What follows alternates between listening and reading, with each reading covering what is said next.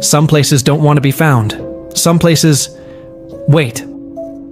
That's how Emily Carter's nightmare began, though she didn't know it then.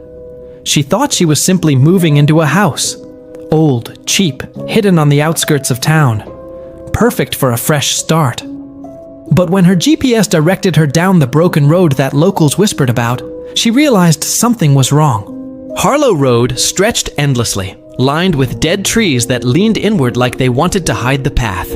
The deeper she drove, the quieter the world became. No birds, no wind, just the crunch of gravel under her tires. Then she saw it. The house, perched at the very end of Harlow Road, smothered in shadow as if the sunlight refused to touch it. Its roof sagged like a tired spine. The shutters hung loose, and the paint had peeled back to reveal gray skin beneath. Emily's chest tightened. Her fingers clenched the steering wheel until her knuckles whitened. The house looked like it was listening. Its windows, dark, hollow eyes, seemed to widen as her car pulled up. The driveway was cracked, weeds sprouting like veins, but the silence there was alive, breathing. When she opened the car door, the world changed. The wind, which had been still, suddenly howled through the trees, sharp and biting, like a warning she couldn't quite understand. Her boots touched the dirt, and before she even reached the porch, the old wood groaned. It didn't sound like settling. It sounded like remembering. Remembering pain. Emily forced a laugh, though her voice trembled. "It's just a house," she whispered. But Jasper didn't believe her. Her loyal German shepherd, normally fearless, stood rigid beside the car. His hackles rose, his lips curled back, exposing teeth meant for war. He growled, a sound low, guttural, endless, and refused to set one paw on the steps. "Come on, boy," Emily urged, tugging at his leash. Jasper didn't move. His eyes locked on the windows, watching, waiting. Emily shook her head and sighed. "Fine, stay there then." Inside, the air was thick, damp, heavy with the smell of rotting wood. But there was something else layered underneath. Something metallic, sharp, almost like rusted iron. Almost like old blood. She tried to shake it off as imagination. After all, the place had been abandoned for decades. Dust, decay, mold. It made sense. Yet when she dragged her suitcase across the floor, the sound echoed as if the house was empty inside, like a hollow body. As the sun fell, the shadows thickened. Emily unpacked by the faint yellow glow of a single lamp. Jasper, finally coaxed inside, sat stiff near the door, eyes never leaving the staircase. His ears twitched at every creak, every sigh of wind through the walls. It was just before midnight when Emily froze. Footsteps. Upstairs. Not faint. Not random. Deliberate. Slow. She grabbed her flashlight, her hands trembling, and whispered, "Hello?" No answer. Her breath fogged in the freezing air as she climbed the stairs, each board beneath her feet groaning like a warning. The second floor was empty, or so it seemed. The hallway stretched ahead, walls peeling, doors hanging crooked. At the very end, one door stood slightly open, the closet. Her heart thudded in her chest as she pushed it wider. Dust swirled in the beam of her flashlight. Shelves broken, wood splintered. But the wall was scratched. No, carved. Deep into the plaster, words had been scrawled in jagged, desperate handwriting. Letters gouged as though whoever wrote them had bled for every word. "Do not let them in!" Emily stumbled back, the words searing into her brain. The house moaned around her, as though it had been waiting for her to see them. Days blurred together. The house creaked and groaned like an old man whispering in his sleep. The shadows stretched longer than they should have, bending, crawling across the floor, even when no light touched them. Emily told herself it was her imagination. Old houses made noise. Old houses shifted. But Jasper knew better. He stopped eating. Every night, he curled at the foot of her bed, not sleeping, not resting, just staring at the same corner of the ceiling, his ears twitching, his throat releasing soft whines. Sometimes his eyes followed something invisible moving across the room, and when Emily asked, "What is it, boy?" he only growled. Then the whispers began. At first, faint, like a breeze slipping through cracked windows, but the words grew clearer. "Emily!" The voice slid beneath her skin, almost soothing. For a moment, she thought it was her mother's voice, the one she hadn't heard in years. But then the voice shifted. It laughed. A sharp, cruel laugh that echoed down the hallway until it was everywhere and nowhere at once. One rainy afternoon, while unpacking boxes in the living room, Emily noticed a loose floorboard. Beneath it, she found a bundle of newspaper clippings, tied with string, yellowed with age. The headlines made her stomach twist. "Family of 4 found dead." Police suspect. Murder-suicide local couple vanishes without a trace. 3 children burned alive in mysterious fire. And each article pointed to the same place. This house. Her hands shook as she reread them. Maybe it was coincidence, as the police had said. But then she remembered the warning carved into the closet wall. Do not let them in. That night, the whispers didn't stop. They filled every corner of the house, slithering through the cracks, growing louder. Emily snapped, storming into the hallway, flashlight in hand. Jasper barked furiously, his fur bristling. "Who's there?" she screamed. The closet door slammed shut with a thunderous bang. The entire house trembled. Every picture frame crashed to the floor. The walls shuddered like something inside was trying to break free. And then, Emily saw them. Faces. Dozens of faces pressed into the wallpaper, as though the walls themselves were prison bars. Their mouths stretched open in silent screams, their eyes black, hollow voids. She gasped, stumbling back, then silence. Knock, knock, knock. The sound came from the front door. Her hands shaking, she opened it. Nothing. Only the night air, still and empty. But when she looked down, her breath caught. 3 muddy, child-sized footprints trailed across the porch, leading inside the house. Sleep abandoned Emily. She spent nights sitting upright, listening to laughter echoing down the halls. Not playful laughter. Mocking. Cruel. Shadows flitted across the walls, always too fast to catch, always just out of reach. The children came every night now. She never saw them fully, only glimpses of pale limbs, quick movements at the edge of her vision. But she felt them. She heard their whispers at her bedroom door, fingernails scratching the wood. Jasper deteriorated. His fur thinned, his ribs protruded, and his once protective growl weakened into a hoarse whine. Until one night, Emily awoke to silence. Jasper stood at the foot of her bed, perfectly still. "Jasper," she whispered. He turned his head slowly. His eyes, black, empty.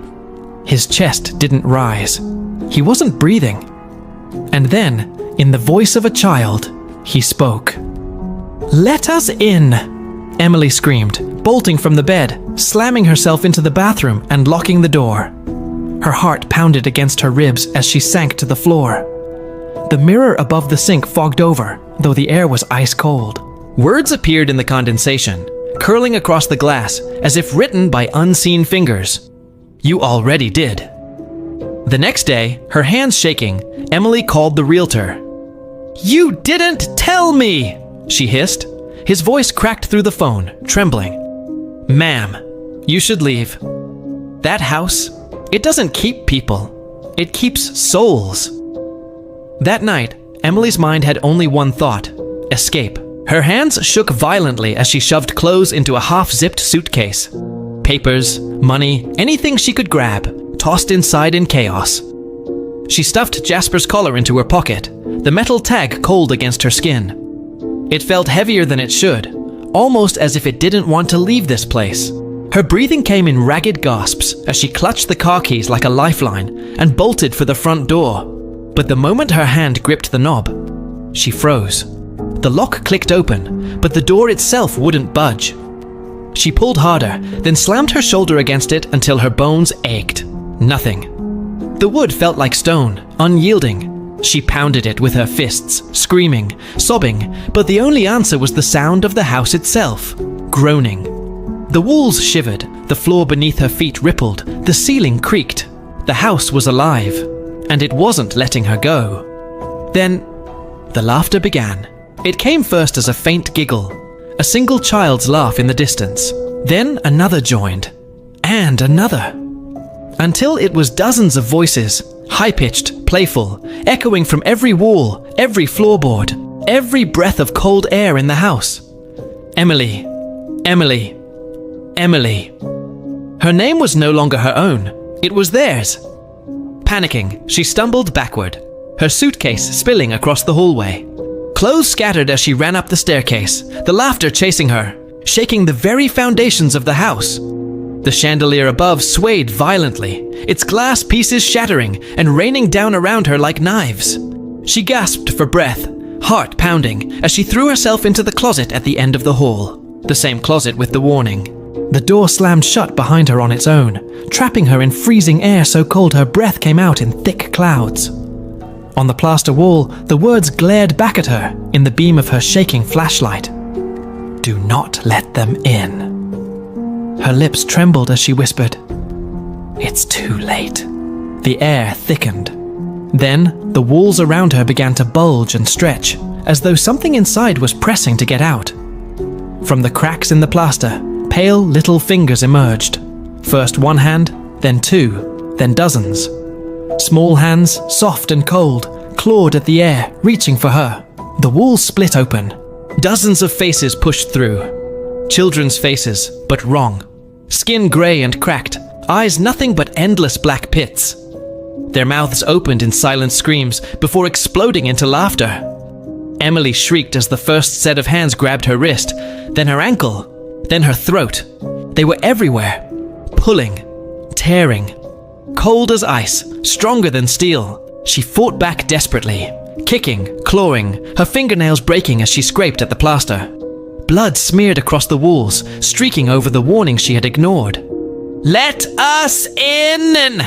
The voices shrieked. "You let us in!"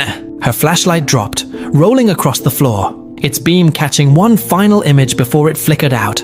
Jasper's collar slipping from her pocket, clattering to the ground. Emily's scream was swallowed whole as the children yanked her into the walls, the plaster sealed over her, smooth, unbroken, as though she had never existed. And then, silence. Only the faint sound of giggling echoing softly in the empty hallway. Weeks passed. The neighbors hardly noticed when the house on Harlow Road went back on the market. They never asked questions anymore. Too many strange stories, too many whispers. For them, the silence was easier. One bright afternoon, a young couple arrived to tour the property. The sun was warm, birds chirping, almost mocking the house's brooding silhouette at the end of the cracked driveway. The man laughed as they walked up the steps. "For this price, we'd be crazy not to take it." The woman wrinkled her nose at the smell of dust and mildew inside. "It just needs a little love," she said, brushing cobwebs away as though charm alone could fix the place. Room by room, they wandered, laughing, dreaming out loud, talking about paint colors and where the couch might go. But the laughter didn't carry far. In every hallway, it seemed swallowed whole by the silence of the house. Then they reached the upstairs hallway. The woman trailed her fingers along the cracked plaster until she stopped in front of the closet door at the end. A strange chill seeped out from its edges. She hesitated, frowning, then slowly pushed it open. The hinges creaked, a long, painful sound. At first, the closet looked empty, just dust, broken shelves, and darkness. But when her eyes adjusted, she saw it. There on the back wall, fresh words carved deep into the plaster. The letters were jagged, uneven, frantic, as if someone had scratched them with bleeding hands. Flecks of plaster dust still clung to the grooves. "I let them in." The woman's smile vanished. She stepped back, her breath quickening. "Did you see this?" she whispered. The man frowned, peering into the closet. His expression hardened. "That wasn't in the listing." And then, silence. Not the silence of an empty house. The silence of something listening. The woman shivered, her hand tightening on her fiancé's arm. And in that silence, faint at first, but unmistakable, came the sound. Children laughing. It echoed through the closet, then the walls, then the entire house. Soft, playful, hungry. The couple froze. The laughter swelled, bouncing from every corner, circling them like wolves in the dark. The woman's voice cracked. Maybe we should go. But behind them, the front door slammed shut. So, would you dare to step inside the house on Harlow Road? If this story chilled your bones, make sure to like, share, and comment your thoughts below. Tell us, what would you have done if you were Emily? And if you're brave enough to face more nightmares like this, don't forget to subscribe to Dark, where we bring you haunting tales every single week. Because remember, some houses don't just haunt you, they keep you forever.